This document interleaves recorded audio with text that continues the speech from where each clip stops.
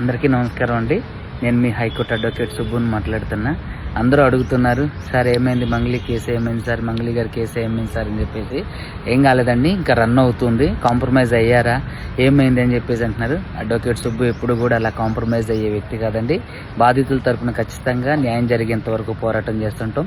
అయితే ముఖ్యమంత్రి గారి అపాయింట్మెంట్ కోసం చాలాసార్లు ప్రయత్నించాం, కానీ కుదరలేదు. బట్టి గారి ఉప ముఖ్యమంత్రి బట్టి గారి అపాయింట్మెంట్ కోసం వాళ్ళ పిఏ గారిని కూడా సంప్రదించాం. తర్వాత అది కూడా కొంతవరకు సఫలీకృతం అయ్యే ప్రాసెస్లో ఉంది. అదేవిధంగా మినిస్టర్ సీతక్క గారిని కూడా కలవడానికి ప్రయత్నం చేస్తాను, అది కూడా ప్రాసెస్లో ఉంది. కానీ నాకు అర్థం కాని అంశం ఏంటంటే, నిందితులకి సెకండ్స్లో దొరికే అపాయింట్మెంట్ బాధితుల తరపున పోరాడుతున్నటువంటి సుబ్బుకు, అడ్వకేట్ సుబ్బుకు మాత్రం ఎందుకు దొరకట్లేదు అనేది నాకు అర్థం కాని అంశంగా మిగిలిపోయింది. ఇంకోటి ఏంటంటే, కొంత ఈ బండి సంజయ్ గారి కొడుకు ఎవరైతే ఉందో బండి సాయి భగీరథ్, దానికి సంబంధించిన కేసులో కొంతవరకు మీడియా అటెన్షన్ అటువైపు వెళ్ళడం అనేది నిజమండి.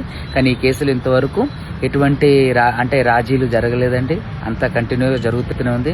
మంగ్లీని విడిచిపెట్టేది లేదు. ఖచ్చితంగా తప్పు చేసిన వాళ్ళందరినీ కూడా కోర్టులో నిలబెడతాం. తప్పకుండా బాధితులకు న్యాయం జరిగేంత వరకు పోరాడతాం. అడ్వకేట్ సుబ్బు కాంప్రమైజ్ కాలేదు. అడ్వకేట్ సుబ్బు ఎప్పటికీ ఒకేలా ఉంటాడు. సో దయచేసి అందరూ గమనించండి. Thank you. స్వచ్ఛంగా, సహజంగా పోషకాలు నిండిన SRK డైరీ పాలు మరియు పాల పదార్థాలని ఎంచుకుందాం.